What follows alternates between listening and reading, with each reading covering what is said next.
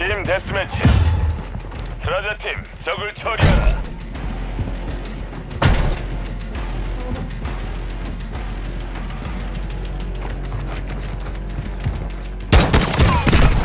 공격이 심하다.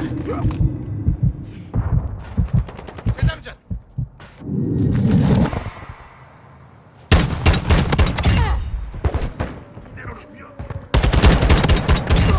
한참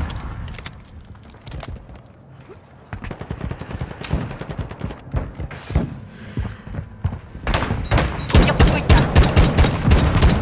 위험했어. 현장의 아군 UAV.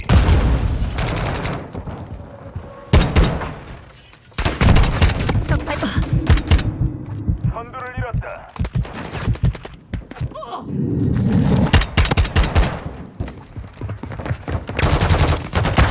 배치 준비.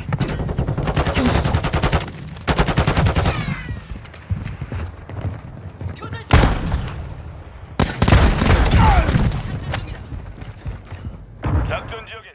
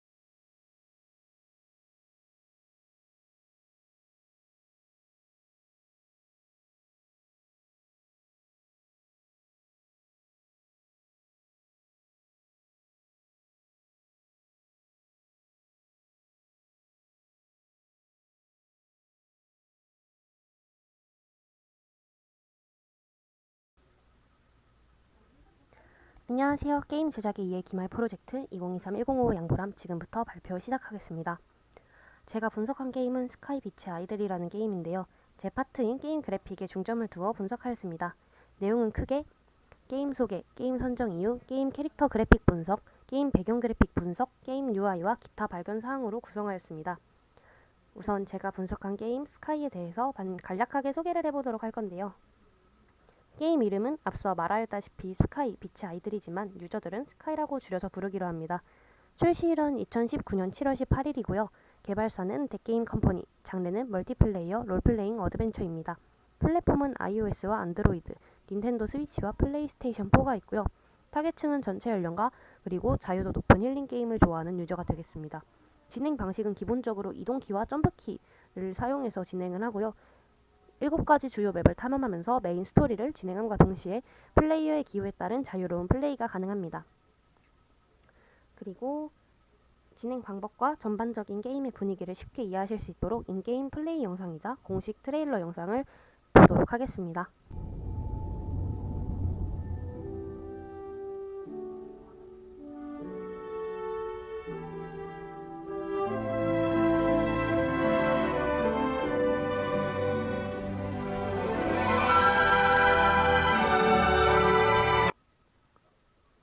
이렇게 영상을 통해 확인하실 수 있는 것처럼 스카이는 로우 폴리곤 3D 모델링을 베이스로 제작되었습니다.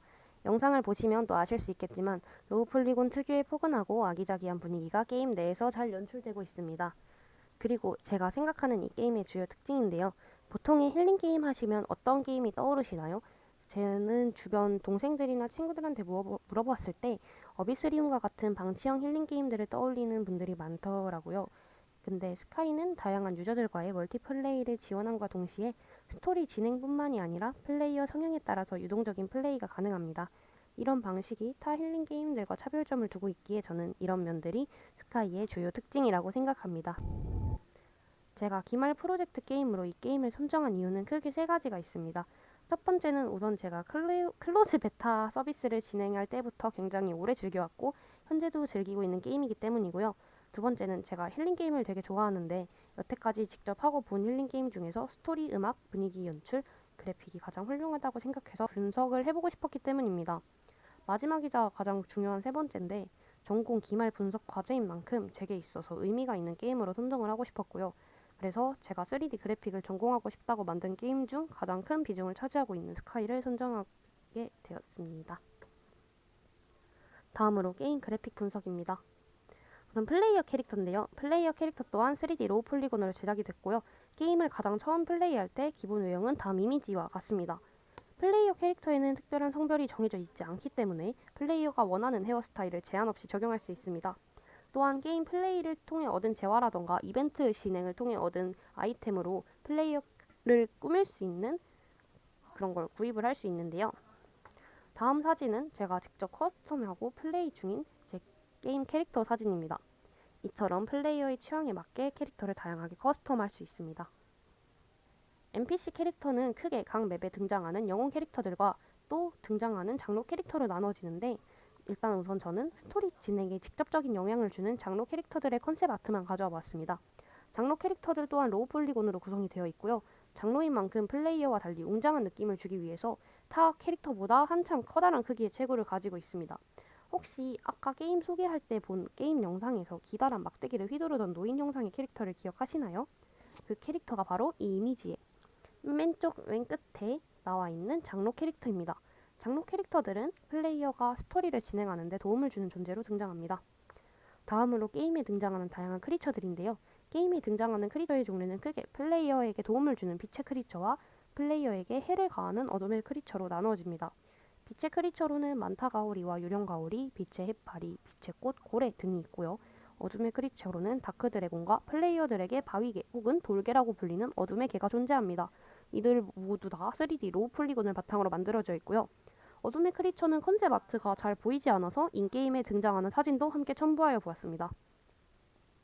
자, 이렇게 게임 캐릭터 그래픽부를 분석을 해봤으니까 배경 그래픽 분석도 해볼 건데요. 다음은 배경 그래픽 분석입니다. 게임의 주요 맵은 엔딩을 진행하는 에덴의 눈과 각 이벤트 시즌 맵을 제외한 총 크게 6가지가 있는데 6가지 맵들은 각각의 스토리를 가지고 있고요. 그게 바로 인간의 생애입니다. 크게 왼쪽부터 순서대로 탄생, 유년기, 청소년기, 성숙, 즉 성인기, 중년기, 그리고 노년기를 나타냅니다. 그래서 각 맵들의 색감과 분위기가 해당 키워드, 주제에 따라서 다르다고 할 수 있겠습니다. 우선 시작 맵인 안식처인데요. RPG 게임으로 비유하자면 마을 광장 같은 맵입니다. 여기 왼쪽 사진에 보이시는 포탈로 다른 맵으로 이동을 할 수가 있고 플레이어들과의 교류도 가능하고요. 이 포탈 맞은편에 있는 옷장 같은 걸 통해서 플레이어 캐릭터의 외형을 변경할 수 있습니다. 또 안식처는 현실 시간을 바탕으로 해서 하늘의 배경이 바뀌는 등의 모습을 또 보여주고 있고요. 이 사진을 찍었을 당시가 저녁 7시쯤이어가지고 이때 어두운 밤하늘로 보일 수 있습니다. 첫 번째, 탄생이라는 키워드를 가지고 있는 여명의 섬입니다. 플레이어의 시작을 도와주는 튜토리얼 맵이자 파스텔 톤의 분홍, 보라, 파란색을 메인 색감으로 사용해서 해가 뜨기 전 어스름한 새벽 같은 분위기가 나는 맵입니다. 주요 건축물로는 일단은 맨 처음 맵인 만큼 아무것도 없는 사막 같은 맵인데요. 그래서 돌이라던가 이런 영혼들의 무덤, 그리고 성이 존재할 수 있습니다. 두 번째는 유년기라는 키워드의 햇빛 초원입니다. 유년기라고 하면 모두가 행복하고 밝은 이미지라서 맵 자체도 되게 밝은 원색을 주로 사용해서 생기 넘치는 분위기를 보이고요. 꽃과 나비, 만타 가오리 같은 빛의 크리처가 많이 등장합니다. 왼쪽은 맵의 순서 진행도고요. 오른쪽은 맵의 컨셉 아트입니다. 맵의 주요 건축물로는 일단 여기 각 섬마다 등장하는 사단 같은 게 있고요. 재단이 있고요. 그리고 여기 맨 마지막 맵에 여기 보이죠? 존재하는 성이 있습니다. 다음은 세 번째 맵 청소년기를 나타내는 비밀의 숲입니다. 청소년기는 감정적으로 되게 많이 심란하고 혼란이 가득한 시기라서 그걸 표현하기 위해서인지 6개 맵 중에서 유일하게 플레이어의 빛 에너지를 깎는 비가 내리는 맵입니다. 그리고 어두운 색을 사용해서 우중충한 새벽 같은 느낌이 들고요. 주요 건축물로는 이렇게 무너진 신전과 다리, 그리고 숲인 만큼 나무나 자연물들이 되게 많습니다. 네 번째는 성숙, 즉 성인기인 승리의 계곡입니다. 승리의 계곡은 주 메인 키워드가 도전이에요. 성인이 되면 청소년기의 혼란함과 어려움이 상대적으로 줄어들고 성숙해지잖아요. 그리고 그에 따른 경험을 기반으로 여러 가지 도전을 하게 되는 시기라 열정을 상징하는 붉은색을 위주로 사용이 됐고요. 그 열정을 상징하기 위해서 이 맵의 주요 컨셉이라고 해야 될까? 그런 게 레이싱이에요. 그래서 여기 왼쪽에 있는 맵 구조도를 보시면 2번부터 이렇게 쭉 7번까지가 레이싱이라고 보시면 될 것 같아요. 그리고 열정을 상징하는 맵인 만큼 빨간색, 광홍색, 주황색, 노란색 같은 색들이 메인 컬러로 사용됩니다. 다섯 번째는 중년의 위기라는 키워드를 가지고 있는 중년기 황금학무지입니다. 나이를 먹으면서 몸 상태라던가 자신을 위협하는 게 많아지는 시기고요. 그리고 점차 사회적 약자가 되어가는 시기이기도 하죠. 그래서 그런지 6가지 맵 중에서 가장 어둠의 크리처가 많은 맵이자 스카이를 제일 처음으로 접한 사람들이 가장 공포를 느끼고 좋아하지 않는 맵입니다. 맵 자체도 우중충한 초록색 위주의 색감으로 뭔가 우울해 보이고 위협이 드는 분위기를 연출합니다. 첫 번째 사진이 맵 전체 루트 전개도고요. 두 번째, 세 번째는 컨셉 아트, 네 번째는 인게임 플레이 사진입니다. 마지막 노년기 지식의 도서관입니다. 중년의 위기를 경험하고 극복한 뒤에 삶의 지혜를 터득해서 평화롭게 살아간다는 스토리를 가진 맵이고요. 다른 맵들과 달리 수직 구조로 이루어져 있고 각 구조물 층이 퍼즐 컨셉입니다. 또 아름다운 밤하늘을 연상시키는 남색, 파란색, 하늘색, 노란색 등의 색들을 사용하고요. 햇빛 초원에 등장하던 만타가오리가 유령 만타가오리가 되어서 등장합니다. 함께 나이를 먹었다고 볼 수도 있는 거죠. 마지막으로 UI랑 기타 발견사항입니다. 일단 UI로는 기본 조작키, 이동키와 점프, 날개키가 있고요. 플레이어가 현재 보유하고 있는 재화를 표시하는 재화 표시 창이 있습니다. 그리고 게임에 존재하는 제스처를 사용할 수 있는 제스처 창이 있고요. 친구 및 친구 추가 창이 있습니다. 스카이의 친구 창은 이렇게 별자리처럼 각 별들의 하나하나 친구의 이름을 붙이는 식으로 이루어져 있고요. 메뉴 창은 이런 식으로 구성되어 있습니다.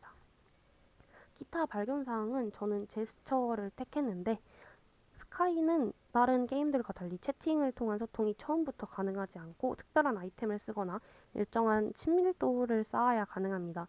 그래서 그 전까지는 다른 유저들과 소통할 수 있는 방법이 거의 없다시피 할 수 있는데, 그래서 이런 다양한 제스처를 통해서 유저들과의 소통을 합니다. 잠시 오른쪽에 있는 사진을 통해서 어떤 제스처가 있는지 가볍게 보도록 하겠습니다. 이상으로 발표를 마치겠습니다. 감사합니다.